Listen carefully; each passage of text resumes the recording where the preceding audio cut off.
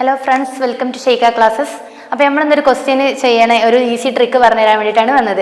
അപ്പോൾ നമുക്ക് എല്ലാവർക്കും അറിയാം, കെമിസ്ട്രിയിൽ എപ്പോഴും ചോദിക്കുന്ന ഒരു ക്വസ്റ്റ്യൻ ആണ് മാഗ്നറ്റിക് മൊമെന്റിനെ കാണാൻ വേണ്ടിയിട്ട് ഒരു ക്വസ്റ്റ്യൻ.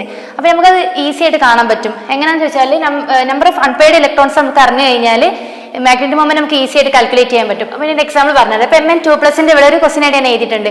Mn2+ ഇലക്ട്രോൺ കോൺഫിഗറേഷൻ അറിയാം. Mn എന്ന് പറഞ്ഞാൽ മാംഗനീസ് 25 ആണല്ലേ ഇലക്ട്രോൺസിൻ്റെത്. അപ്പോൾ അറ്റോമിക് നമ്പർ വരുന്നത്. അപ്പോൾ അത് Mn2+ എന്ന് പറഞ്ഞാൽ അതിൽ എത്ര അൺപെയ്ഡ് ഇലക്ട്രോൺസ് ഉണ്ടാവും? നമുക്കറിയാം ഇലക്ട്രോൺ കോൺഫിഗറേഷൻ എഴുതി കഴിഞ്ഞാൽ 3 അൺപെയ്ഡ് ഇലക്ട്രോൺസ് ഉണ്ട് അല്ലേ.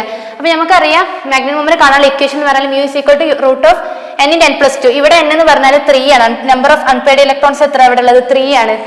ഡി ഓർബിറ്റലിൽ 3 ഇലക്ട്രോൺസ് ആണ് അൺപെയ്ഡ് ആയിട്ട് നിൽക്കുന്നത്. അപ്പോൾ തന്നെ ഇതിന്റെ മാഗ്നറ്റിക് മൊമെന്റ് കാണാൻ വേണ്ടിയിട്ട് നമുക്ക് എന്ത് കാൽക്കുലേറ്റ് ചെയ്യാൻ വേണ്ടിയിട്ട് √3 × 3 + 2 ആണല്ലേ വരിക. 3 × 5 വരിക, അതായത് √15. അതായത് എത്രയാണ്? 3 point something ഉണ്ടാവില്ലേ. അപ്പോൾ ഞാനൊരു എക്സാമ്പിൾ പറയാം. അതേമാതിരി 4 അൺപെയ്ഡ് ഇലക്ട്രോൺസ് ആണെന്നുണ്ടെങ്കിൽ അതിന്റെ ആൻസർ 4 point something ആയിരിക്കും. 5 അൺപെയ്ഡ് ഇലക്ട്രോൺസ് ആണെന്നുണ്ടെങ്കിൽ 5 point something ആയിരിക്കും. ഒരു അൺപെയ്ഡ് ഇലക്ട്രോൺ ആണെന്നുണ്ടെങ്കിൽ 1 point something ആയിരിക്കും. നമ്പർ ഓഫ് അൺപെയ്ഡ് ഇലക്ട്രോൺസ് എത്രയാണോ അത് വെച്ചിട്ടായിരിക്കും അതിന് മാഗ്നറ്റിക് മൊമെന്റിന്റെ ആൻസർ കിട്ടുന്നത്. അപ്പോൾ ഇതെല്ലാം നിങ്ങൾ ഇങ്ങനെ ഈസി വേയിലൂടെ കണ്ടെത്താം.